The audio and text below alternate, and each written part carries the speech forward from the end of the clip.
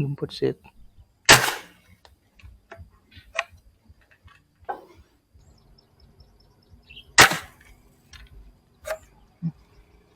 โดนให้พี่น้องรับ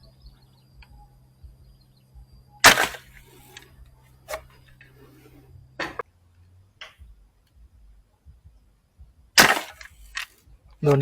บอกคอโอ้มันมาพี่น้องนี่บอกคู่ใจของข่อยสำบายดีพี่น้องมื้อนี้พาพี่น้องเข้ามายิงปลาอีกตุกจักมือพี่น้องมาหมายเก่านี่หมายคักปันยังพี่น้องหมายนี่มันเป็นห้านเก่าเขาเจ้าพี่น้องมันเป็นห้านเก่าเขาเจ้าแล้วเขาเจ้าบ่เฮ็ดมันเจ๊งหรือว่าจังใดก็บ่รู้ล่ะเขาตั้งอยู่หนองมีหน้าทานหนึงถามว่าแถวใดว่าซั่นจำก็บ่ได้ตอบเนาะคอมเมนต์คำนั้นก็เลยจะมาตอบคลิปนี้แทนจุดนี้เป็นตัวที่เฮายิงตัวนี้นะตัวนี้เป็นหนองหมดเลยเป็นปลาทั้งหลังเป็นหนองหมดไทบ้านเอิ้นหนองเฒ่าพี่น้องหนองเฒ่าแล้วอีกฝั่งทั้งหลังเป็นแม่น้ำโขงข้ามไปเป็นประเทศไทยพี่น้องอำเภอเชียงแสนจังหวัดเชียงรายจุดนี้เมืองต้นเพิ่งพี่น้องเมืองต้นเพิ่งบ้านต้นเพิ่งแข็งบ่อแก้วสปป.ลาวพี่น้องก็อาจจะคุ้นหูอยู่แหละอ่าพอดีบ้านก้อยบ้านที่จุดที่เฮามายิงนี่แหละข้ามไปหั่นเพิ่นคุดค้นได้พระเจ้าใหญ่องค์หลวงก็ได้มาร่วมเขาคุดค้นอยู่บางท่านก็อาจจะฮู้ข่าวแว่วๆอยู่ล่ะเพราะว่าส่องสื่อสารของไทยกับของประเทศเพื่อนบ้านเพิ่นก็เอาเฮ็ดข่าวอยู่เก็บเฮ็ดข่าวอยู่ย่างต้องระวังพี่น้องเบิ่งขวานะโดกมันล่ะเขาเจ้าบ่เฮ็ดถึงล่ะออกเฮ็ดออกมื้อนั้นข้อยย่างมาล้มหั่นเดี๋ยวไปพ้อกันอยู่พุ่นนี่ไม้ด้านหลังคักปานยังพี่น้องเคยขามมาฮอดแล้วพี่น้องขามนี่ก็เสียวๆพี่น้องย่านไม้หัก ไม้มันโดกล่ะสภาพอากาศวันนี้ฟ้าสลัวๆพี่น้องเอ้ยมีแดดบึดหายบึดแดดบึดหายบ่ฮู้ว่าจิมีปลาลอยหรือบ่เดี๋ยวมาตามลุ้นกันว่าสิหมานบ่มื้อนี้รู้สึกว่าน้ำขึ้นนะพี่น้องเดี๋ยวให้เบิ่งนะน้ำขึ้นพี่น้องมื้อนั้นมาอยู่กกน้ำพุ่นเดี๋ยวนี้เป็นหนองน้ำหมดแล้วพี่น้องแถวปลาตัวนี้เป็นหนองน้ำหมดตัวปลานี่เสียดายบ่มีกกไม้ขึ้นพี่น้องเพราะว่ามีกกไม้ขึ้นข้ามเรือไปนั่งอยู่บนปลาน่าจะได้ยิงปลาใหญ่พี่น้องเป็นหนองบ่ล่ะตอนนี้โป่งออกไปคลองใช้น้ำคลองพี่น้องแต่เทื่อเขายิงอยู่แจก็ฟังเบื้องพุ่นพุ่นไม่ได้มาจังได๋แดดเริ่มมาแล้วพี่น้องเบิ่งท้องฟ้าเมฆหลายพี่น้องเมฆหลายขนาดบึดแดดบึดบดพี่น้องเอ้ยมาพี่น้องบ่เว้าหลายยายห่างเดี๋ยวมันคลิปมันสิยาวเดี๋ยวเฮาลุยกันเลยไปน้องลองมึงดูแต่ละเทื่อนี่เฮามายามแลงพี่น้องหมายนี่มายามแลงหั่นปลาหลายพี่น้องแต่ว่าได้ยิงค่อนข้างไกลไอ้เนี่ย20ปลายเมตรพี่น้องปลามันอยู่คนแถวกลางแถวนี้ก็7-8เมตรพี่น้องตามนี้ส่วนหลายได้ยิงอยู่แถวกลางพุ่นมื้อนี้ต่างประเทศเมื่อวานนี้ข้อยเซาะลงไหมตรงกว่าเก่าพี่น้องตัวเก่าข้อยใส่เหล็กขูดเอาวันนี้ข้อยไปซื้อดอกเราเตอร์มาดอกเราเตอร์5มิลพี่น้อง5มิลมาเซาะลงไหมตรงกว่าเก่าลองเบิ่งว่าจิแม่นบ่มาลุ้นนี่เหรียญพันกันพี่น้องมาลุ้นกันพี่น้องมาว่าจะมีปลาเข้าดีคือตอนแรงบ่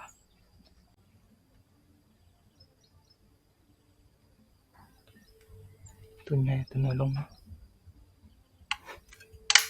ลืมปดสืบ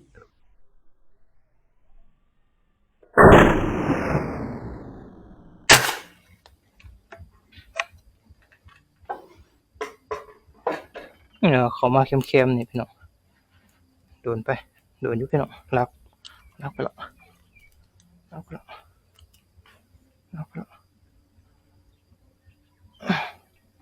มาแล้วพี่น้องแต้มแรกเขา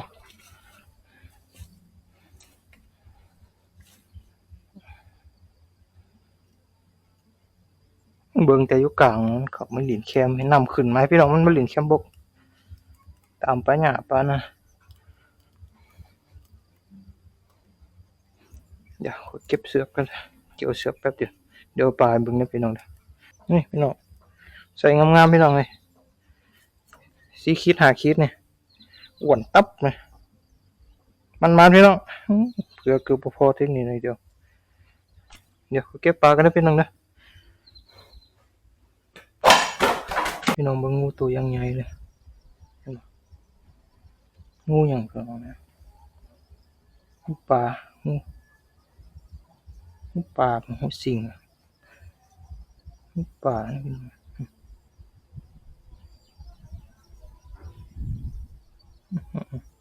เห็นบ่พี่น้อง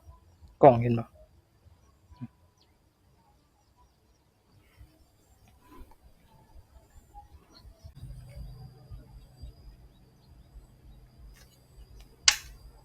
ลืมปลดเซฟเลย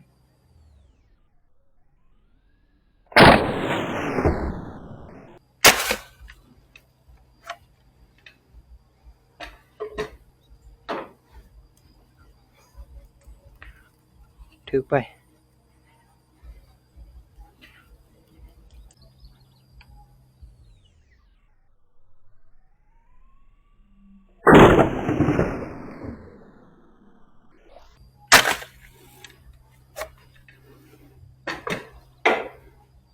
ถืออยู่พี่น้อง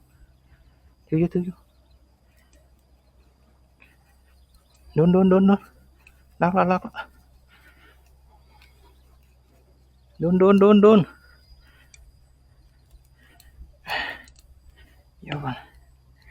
ขันไปปลดมาพี่น้องเบิ่งคือจังตัวใหญ่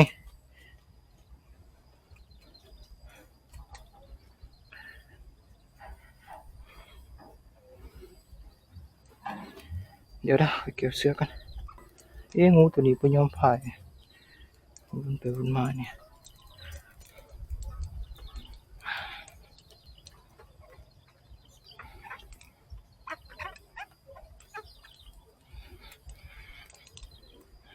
งามเลยพี่น้องหน่อยก็เต็มแรกหน่อยนึงใส่ได้อยู่ซ้ำนี่มันพี่น้องเดี๋ยวเก็บปลากัน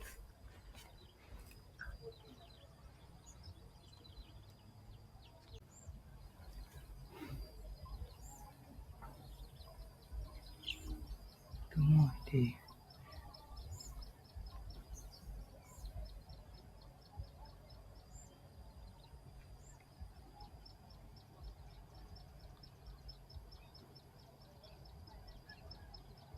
ลงตัวน้อยตัวใหญ่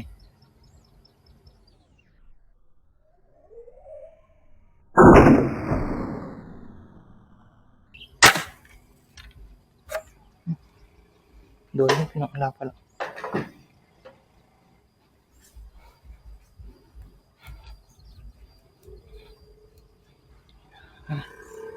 อย่าเอาตัวใหญ่อยู่เนี่ยพี่น้อง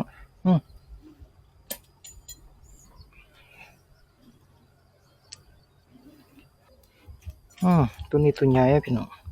เห็นแต่เงาคือกับตัวน้อย7 ขีดพี่น้องตัวนี้6 ขีด7 ขีดได้อยู่เฮ้ย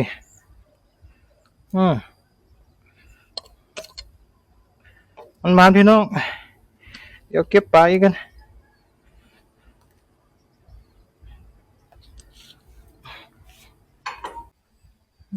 บ่หยุดว่ะลอยไปลึบเลย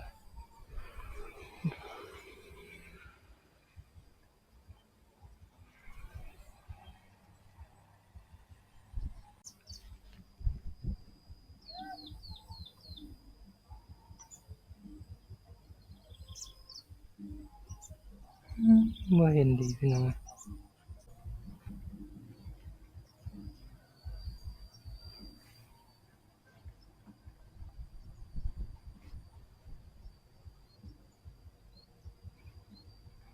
บ่เห็นดี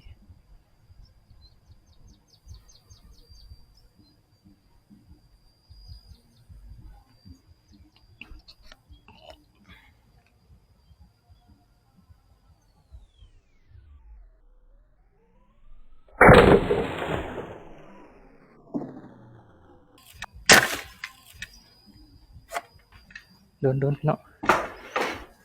โดนรับไปแล้วโดนถึกอยู่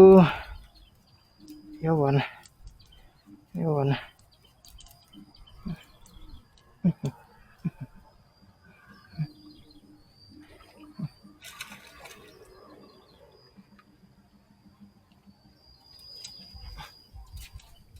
อืมมันพี่น้อง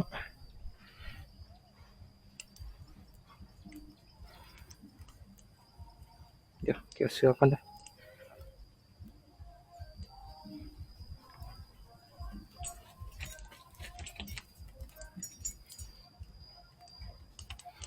โอ้ปลาอยู่นี่ใส่งามพี่น้องปลานิลอยู่นี่น้ำมันท่วมพุ่นละมันบ่นี่มันเป็นแอ่งแมคโครเขา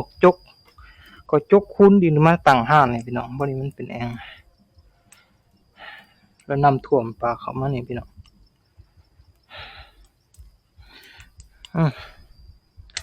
ใส่งามๆพี่น้อง6ขีด7ขีดมัน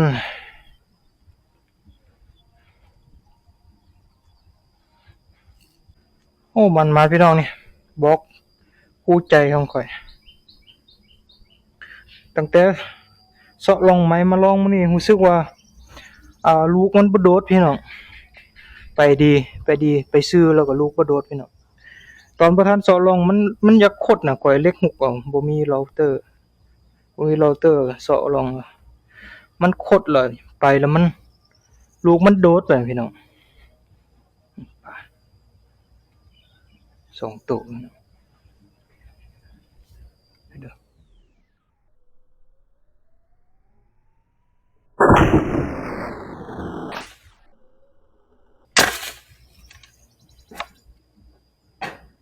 ถือไปถือไป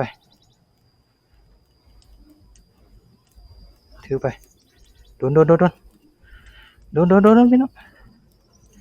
ไปละมันอย่าหวันได้โคละอย่าหวันเรียบร้อยพี่น้องเอ้ยน้ำบ่กระเลิกปานนั้น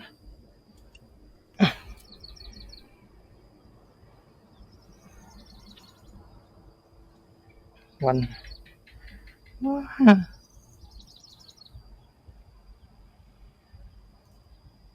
ูวันกกน้ำพี่น้อง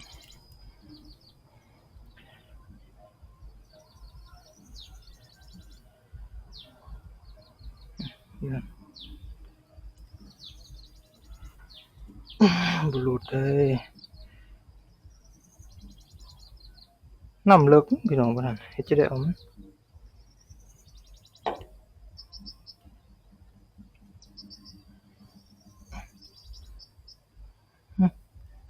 ัดวันนี้ก็เด้อพี่น้องเอ้ยเดี๋ยวค่อยซอกแผนเอาซอกกระตุกมาขี่ร้อยไปตัดเอาพี่น้องเดี๋ยวมัดนี่